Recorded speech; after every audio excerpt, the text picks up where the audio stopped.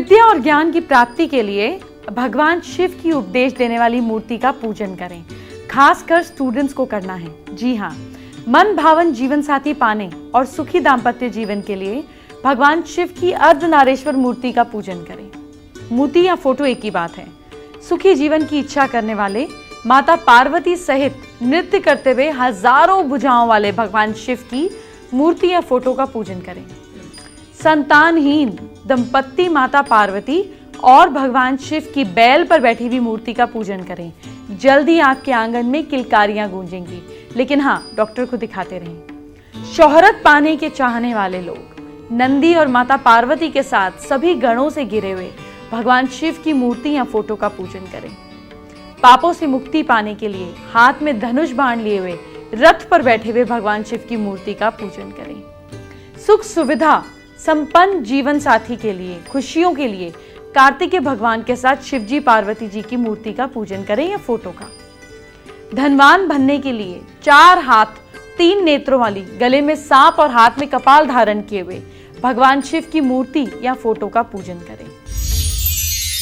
मान्यता यह है कि भगवान भैरव की मूर्ति घर में नहीं रखनी चाहिए। वैसे तो भैरव भगवान शिव जी का ही एक रूप है, लेकिन ये तामसिक देवता हैं और तंत्र मंत्र द्वारा इनकी साधना की जाती है।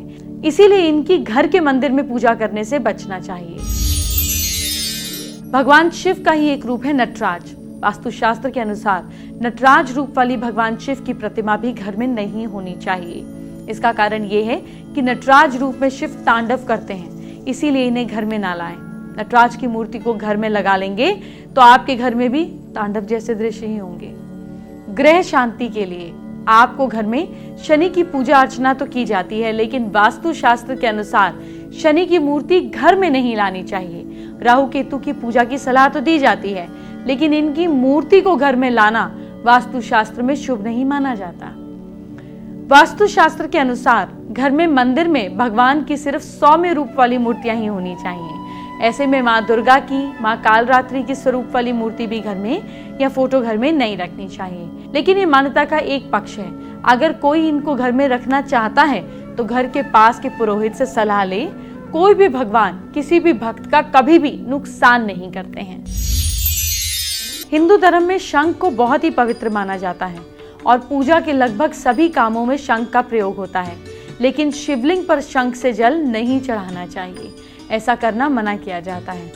तुलसी भी बेहद पवित्र मानी जाती है और सभी पूजा में इनका प्रयोग होता है, लेकिन तुलसी को भगवान शिव पर चढ़ाना मना है। ऐसे बहुत से लोग हैं जिन्हें इस बात की जानकारी ही नहीं होती है और वो भोलेनाथ की पूजा में तुलसी का इस्तेमाल करते हैं, जिसकी वजह से उनकी पूजा पूरी नहीं हो पाती।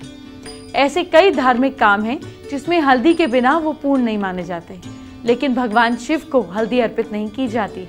ऐसा इसलिए क्योंकि हल्दी स्त्री के श्रृंगार में इस्तेमाल होती है और इसीलिए हल्दी को शिवलिंग पर नहीं चढ़ाया जाता। भोलेनाथ को लाल रंग के फूल नहीं चढ़ाए जाते। साथ ही केतकी, केवड़े के फूल चढ़ाना भी मना है। भगवान शिव को सफेद रंग के फूल चढ़ाने चाहिए, इससे वो जल्दी प्रसन्न होते हैं। भगवान भोलेनाथ पर हमेशा पीतल, कांसे या अष्ट धातु के बर्तन या लोटे से ही जल चढ़ाना चाहिए, लोहे या स्टील के बर्तन से नहीं। देखिए, शिवजी की पूजा में नारियल का इस्तेमाल तो कर सकते हैं, लेकिन शिवलिंग पर नारियल का पानी नहीं चढ़ाना चाहिए। ऐसा इसलिए क्योंकि शिवलिंग पर चढ़ाई जाने वाली सारी चीजें निर्मल होनी चाहिए, यानी कि जिसका सेवन ना किया जा सके।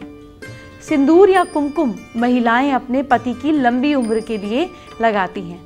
भगवान शिव विध्वंसक के रूप में भी जाने जाते हैं, इसीलिए शिवलिंग पर सिंदूर या कुमकुम नहीं चढ़ाया जाता, बल्कि चंदन से इनकी पूजा की जाती है।